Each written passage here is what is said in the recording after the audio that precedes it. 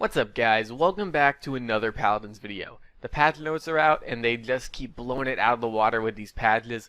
I was originally going to make a news video going over what they showed in the reveal stream, but then they went ahead and they released the patch notes a few hours later. It's pretty much all the same stuff in it though, so no real difference between the two videos. So there's new cosmetics, a PvE mode, character balance, and the new frontline, Torvald.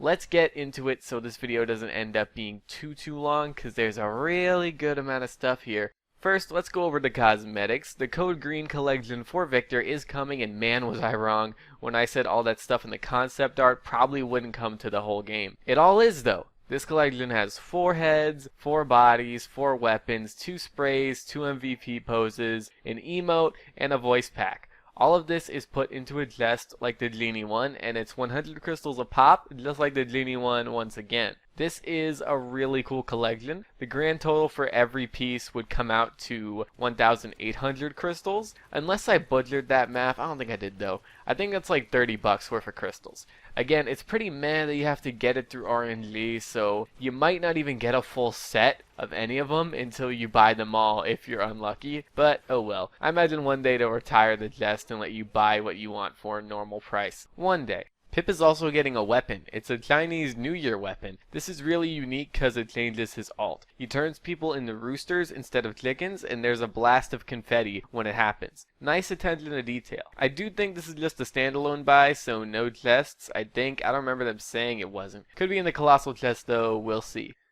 Okay, now we can talk about Torvald. So this guy's kinda old. He spent his life looking around for runes and magic stuff and whatnot, and with all that time and knowledge, he put together his gauntlet you see here. It's kinda falling apart. You'll see that in the animation. It spreads out into pieces and reforms itself. It still works though, so no worries. Basically, this guy has a lower health pool like Barrack for a frontline, and he has a 6,000 health shield on top of that, so you'll almost always see a bubble around him. Now, you may be thinking that's hella OP, but no worries, this shield does not recharge on its own. Once it's down, it'll stay down until you charge it yourself. We'll get to how in a bit. First off, his primary is a beam he fires from his glove. It's a close range attack and it locks on. If your aim isn't perfect, it'll still stay locked on, but it will break off if you turn too much or they get out of range. You're also slower while using it, so people can run away to break it off. His right click is a recharge. He uses this to restore his shield. It takes about 3 uses to fully recharge it, and it is on a cooldown. Now, if you're looking at an enemy with a shield and you use this ability, it'll steal their shield and add it into your recharge. So he's like a perfect counter to himself. Don't worry though, I know in competitive you can't pick 2 of one character, but keep in mind, Wrecker is still a thing and it'll probably eat him alive. I'm actually a little worried it'll make him really weak late game, but only time will tell. As for his Q, it's a high HP, short duration shield that you project onto a teammate. As for his F, it's a short-range blast that silences and disarms for 1.5 seconds, so you can't use an ability or attack for 1.5 seconds. Now, you may have noticed that like Tyra, he has no movement ability. I think he'll have a much easier time with not having one than she does though. He does have that huge shield after all, and ways to restore it. Now finally we have his ult. This is a big hyper beam that while he's using he practically can't move, and he could still be CC'd while using it, unlike most ults. It doesn't do a lot of damage, but it has really good range and continuously knocks back people. This actually seems like it'll be really OP on maps with a lot of edges. Like, let's take Frog Isle for example. Half of that map is a cliff, so you could push the whole team off with his ult if they're all grouped up. It's scary to think about, but we'll see just how effective that is when people start playing him. That's it on Torvald. Like every character they add, he's definitely going to bring a lot to the table and really spice up the game. I can't wait to see how he fits into Paladins. Now, let's go on to balance. First off, we have aggression. It's getting removed. Thank you, Hi-Rez. Thank you so much. No more new player trap. Well, for now. It's temporary. They'll bring it back when they actually make it useful. Life Rip and Rejuvenate are getting a cost decrease. They'll cost 100 credits less. They do have good effects already, so this cost decrease should add some more incentive to get them. I like using Life Rip on burst damage champs from time to time and Rejuvenate on front lines from time to time. Depends on the situation, of course. Now, let's talk about character balance. Bomb King is having his minimum damage increased from 15 to 30%. So if you don't get the stick, you'll be able to do a bit more damage than you would currently. His AoE is also being increased from 9 to 10 units, so it'll go out a bit farther. Bomb King is already a great champ, and these small changes will make him just a bit better on top of that. Maldamba is getting a much needed adjustment here. When he stuns a target, he can't stun them again for 3 seconds, so that stupid stun lock build that some people use will be no more. That was really cheap and really annoying. I had a Mal use it against me as Makoa, and I made his life hell for the rest of the match. I only hooked him. Every hook was thrown at him, and most of them were landed. He didn't have a good time. Thank you, Hi-Rez, for fixing this.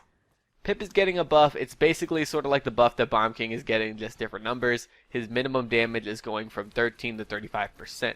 Tyra is getting some adjustments. I'm really liking Tyra lately. She's becoming my favorite character really quick now that she got her health buff. With her cards, you can also get that up to 2,600 now on top of the health buff, and it really helps her survive. So I'm really excited for the small buff that's coming.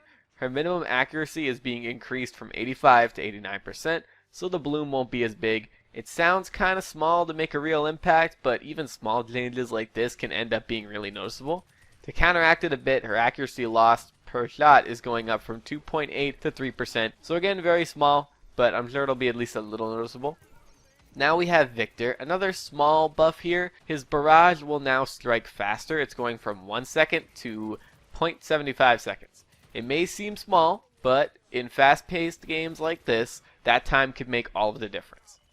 And finally, we have the last thing, a PvE mode. This will feature a team of 5 players going up against extremely difficult and buffed up AI enemies in a capture-only mode. Gotta cap the point twice to win. One example of the AI enemies is 4 Makoas and a Pip, referencing the Teenage Mutant Ninja Turtles and Master Splinter with their player names. Pretty funny. There's plenty of others though. This mode will give full rewards just like any other mode, so don't worry about doing it and not getting anything out of it. Woo.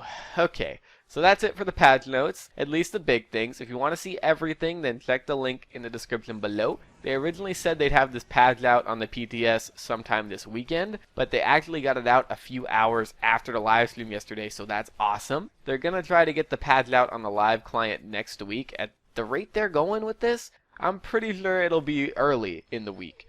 They're really working hard for us, and I'm super grateful for it. What do you guys think of all this? Love it? Hate it? Indifferent? Let me know in the comments below. Whatever you're thinking. And that's pretty much it, guys. I want to thank you all for watching. I very much appreciate it, and I'm going to see you guys later. Bye!